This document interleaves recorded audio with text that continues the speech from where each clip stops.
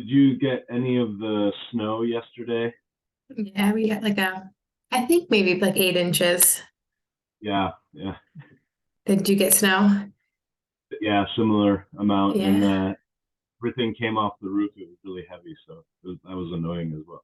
Yeah, it was like that wet, heavy snow. Sorry, my Um, dogs are barking. but yeah,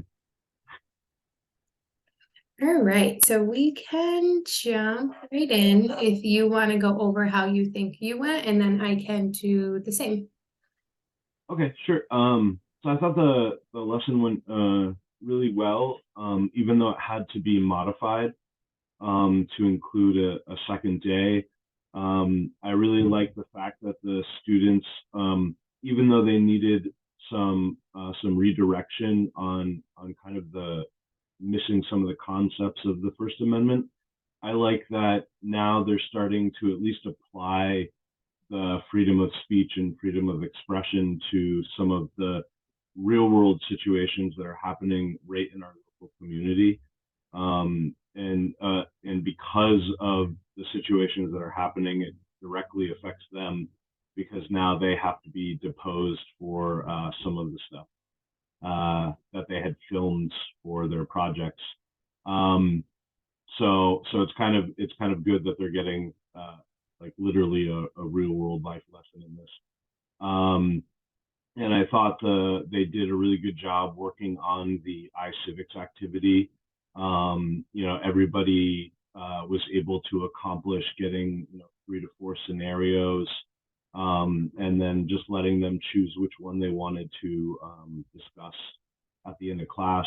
And then I was just really happy that all of them filled out their vocabulary, and they all chose different words, so it wasn't just that they all have the same words. And then there was the one group that really expanded and kind of got into like the second, third, fourth, and fifth amendments. Like they had like a whole law firm working by the end of the game. So yeah, I thought overall the lesson went really well. The one thing I guess I would just work on is again just the kind of the pacing with I realized that I kind of just let them talk after um, there was the one student in the wheelchair, and he by adding the word crap to to what he was trying to explain, uh, you know, just got into like sort of a very it was a nice debate. The students were very cordial with one another, but I just wanted to kind of let them go with it, and so I didn't want to stop that. So I don't know. I guess there's just going to be classes where things like that happen. Um, Awesome, thank you. So I guess I'll start where you left off a little bit, which was your pacing and things. It's so hard because you would hate to squash that kind of conversation just for the sake of moving on, because it wasn't like they were having a conversation that wasn't connected to the content, or that their debate like took a left hand, because it didn't. It was really good, and I think it authentically came up in the classroom, which is what we really hope happens in regards to, well, this is actually how it connects to us. This is how, even he's probably had things happen to himself where he might have mentioned something inadvertently, maybe something with, transgender youth, or something of that nature. And he mentioned like homophobia and things like that, that he might have found himself on the receiving end of some negativity that he didn't expect. So it was good that he was able to share, like, listen, this is really how it does connect, and how you can see where people can become uncomfortable when you say something that to you is very normal or natural, or something that you do accept, but it's not in the world. So I feel like that's ultimately the biggest goal that we can have as teachers, that our students can say, yeah, but, or this is how it connects to us and the lives that we're currently living with everything that's going on in society. And then he brought other community, or he or somebody else brought other community connections in, which I thought was really a worthy use of class time. it can be tricky, especially when we know we have things that we have to get through. But I think you did a good job allowing the conversation to take place and then moving forward at a good point in time. So I thought that was a really positive point in the lesson for sure. Okay, and then I'll go back to the beginning. So I like the fact that you started out with the Padlet. I think it was what you were using, giving the students the opportunity to kind of reflect, to make sure that they were able to make those connections from the prior lesson, and also kind of that they brought forward the knowledge necessary. So I think that was really good. My only question was, I wondered, because you sent it out via email, if you sent it right before class or if they had access to it because they could look up the answer. But then again, once I heard the conversation, I was like, well, there's really no harm, no foul if they didn't know it and they looked it up because they needed the knowledge. Right. So I had sent that about a half hour before class, so they were in their math class at that time. So it's possible that some of them could have accessed that. So the only thing is, at the beginning of the year, when I set up my Google Classroom, I did it for all 135 students, and I realized that it's really hard sometimes to just isolate the assignments. So I think for next year, I would just create like one classroom per class. Because not all of my students are on the same pace as the clinical is, so I sent that out directly to them. But yeah. Sense. And we've kind of found the same thing with Google Classroom. That's for most, it's a little bit of extra work in the beginning, and like adding assignments can be a little bit extra, but having one per class period or however you're structured can sometimes be better in the long run with that exact thing. And then if you have classes that you don't want to do all the same assignments for whatever reason, they don't really see that happening. Okay. I like the fact that the student got the paper copy. I think that was great, a good, easy modification. There's no harm in that. Obviously, her answer doesn't show up, but that could be why she wanted the paper. And really, the purpose is to get her to respond. So I think that was good. I like that you're attempting to use timers. I think it shows that you want to stay on track, but again, conversations happen. So I think continuing to use the timers are good, just because it's a good reminder, and it'll also help the students stay a course too. I keep forgetting to mention your tokens. I like the fact that you're giving them a reward. And it's very immediate, right? They get them during the class, they trade them in at the end, and then we move forward, which I think is really good, especially with older students. I found that if it's like a long-term prize or they're working for a long period of time, they almost lose the drive to do it. So I think it's good that you give them out and then they turn them back in and get what they get at the end. You did a great job with your objectives. I think it was placed well in the lesson too. You had your initial conversation, then we went over the objectives, which kind of pulled in that initial conversation, but explained how they were going to expand and kind of go further, and also hopefully clear up some of those, not misconceptions, but things that you had made note that they left out with that First Amendment. So that was good. I really like the fact that they were working in groups. You had good technology in the lesson. You had the Padlet in the beginning, you had the game towards the end. So good collaboration. They made natural, I already mentioned this, but they had really good connections to the real world just naturally, which brings us back to that standard 4 and 5, which sometimes takes a few lessons for us to really see. So I think that conversation that they had in the class really helped with that. Small recommendations, because honestly, I think this was a super strong lesson. I don't really have anything big that I would change. The only thing I could think about was a little bit more wait time. When you give a question, just give like 20 seconds for students to process. I can't remember the exact question, but you stopped and you said, okay, from yesterday, who remembers blah, blah, blah, blah, blah. And somebody raised their hand and answered right away. I would say, okay, think about this question for 15 seconds, and then I'm going to ask somebody to respond.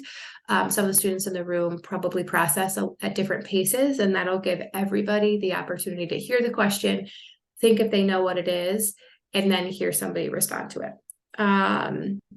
And then the only other small thing would be maybe a potential independent exit ticket, so you can see if they met individually at least one of those learning objectives.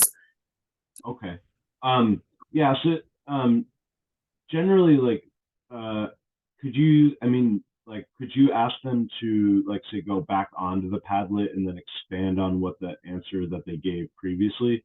Would that be something that would, like, That would be a great idea. Yeah, that's actually a great idea. Like, okay, guys, let's go back to your Padlet response and see if there's anything that you would want to add now, or what did you learn today that you would want to add? That would be a great way to do it, and it keeps it really organized.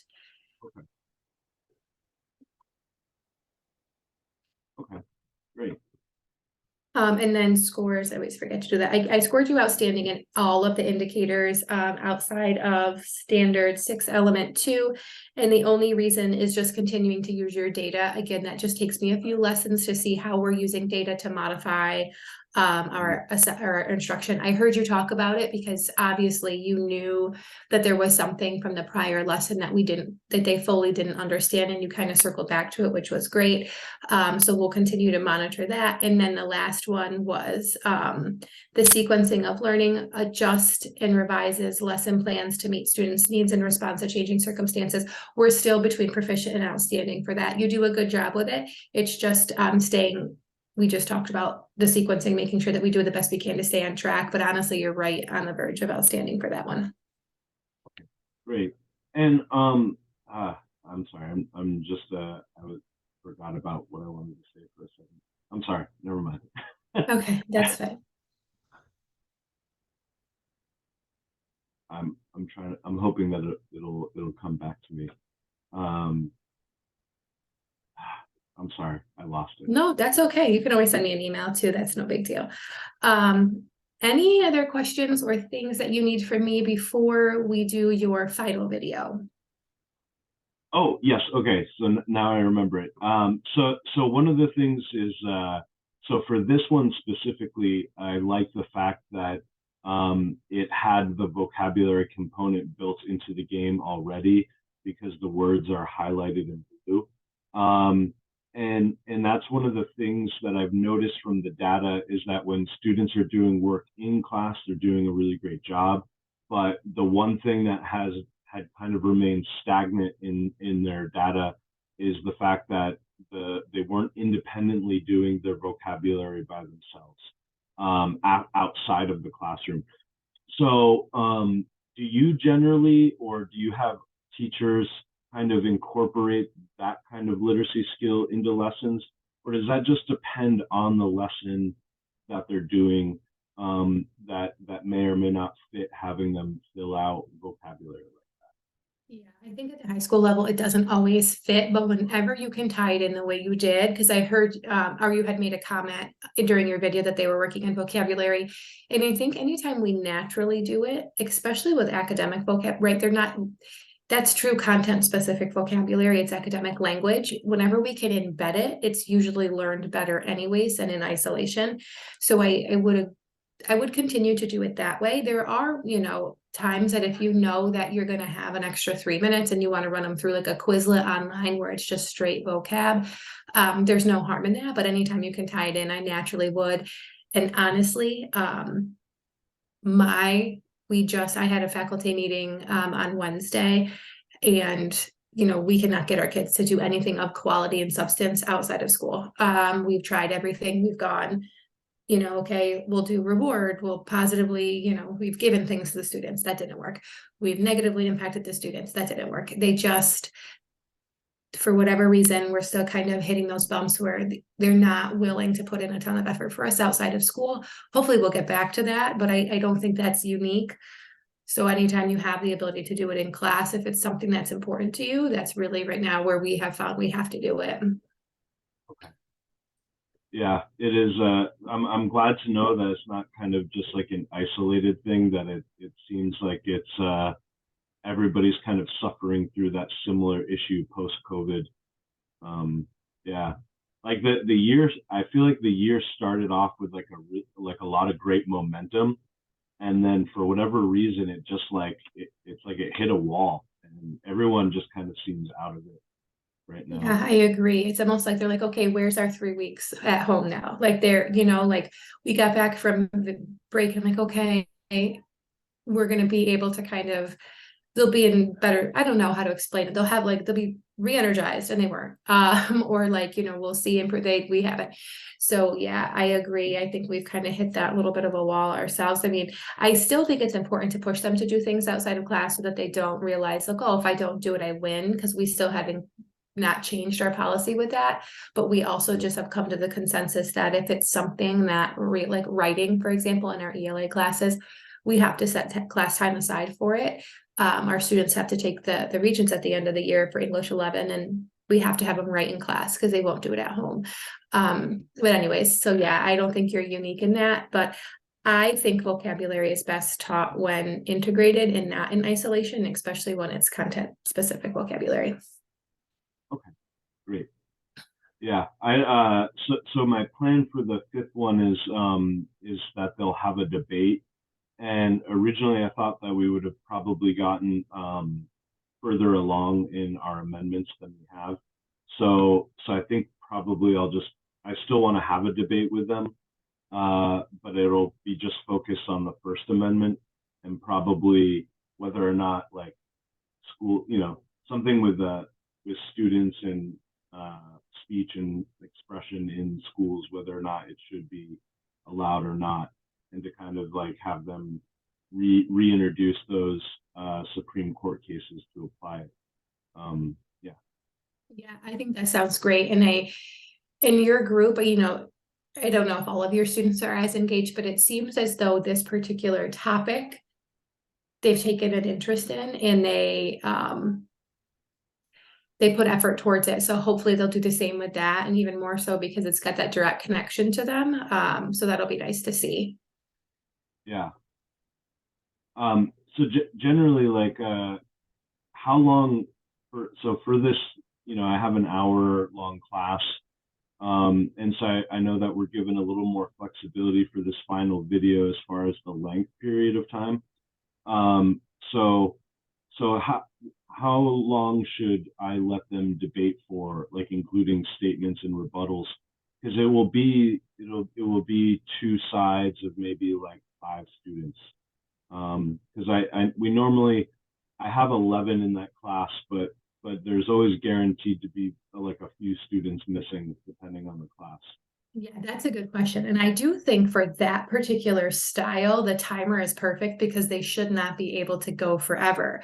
So I would set the structure in the beginning and say, your initial statement, you're going to get however you want, 1 minute, 1.5 minutes. Your rebuttal, you're going to get 30 seconds.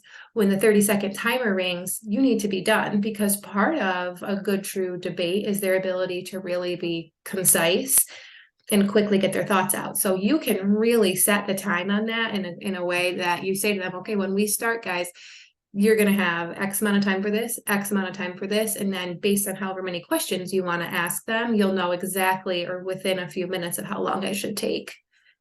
Okay. Great. But yeah, I would definitely structure it where they're learning to respond in a set time frame. And then when the timer rings, it's like, okay, you had your 30 seconds, because I do think that'll also really engage them in trying to get their thoughts out in a quick way. Okay. Awesome. Yeah. I appreciate it. All right. Anything else for me? I think that's awesome. I'm all set. Okay, wonderful. If you need anything, or if you want me to take a look at your lesson plan before you record it, whatever you need, just let me know. And then if not, we'll plan to meet as soon as you send me your video. Okay, great. Thank you so much. Have a great rest of your week. Thanks, you too. Enjoy. Hopefully you're all shoveled out. Bye. Thank you.